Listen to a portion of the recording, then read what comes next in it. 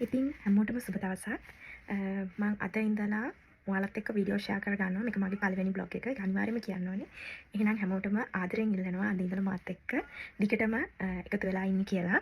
එහෙනම් අපි යමු ඊයේ මගේ දවස කොහොමද ගෙවුනේ කියලා බලන්න. ඉතින් ළමයි ඊයේ අපි ගියේ කුජු හනා පාක් එක බලන්න. හරිම ලස්සන තැනක්. මේ සමනල්ලු එහෙම මේ කාලෙට ඇවිල්ලා ඒ කියන්නේ මේ කාලෙට තමයි සමනල්ලු එන්නේ.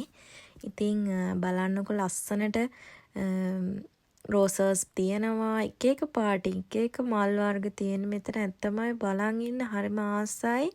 ඒ වගේම ගොඩක් ලොකු වටපිටාවක් ඒ වගේම ඇවිදින්න හරි අමාරුයි. ඒ වුණාට ඒ තියෙන ලස්සනත් එක්ක අපිට මේ මහන්සිය ඇත්තටම දැනෙන්නේ නැහැ. එන ගොඩාක් ලොකු මේ මල් වගාවක්. ඉතින් එක පාට එක මල් හරිම ලස්සන තැනක්.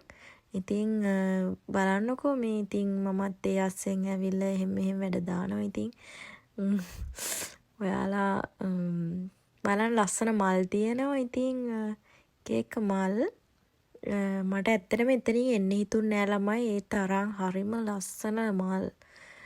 අපි මල් වලට හැමෝම ඉතින් ආසයිනේ නේද?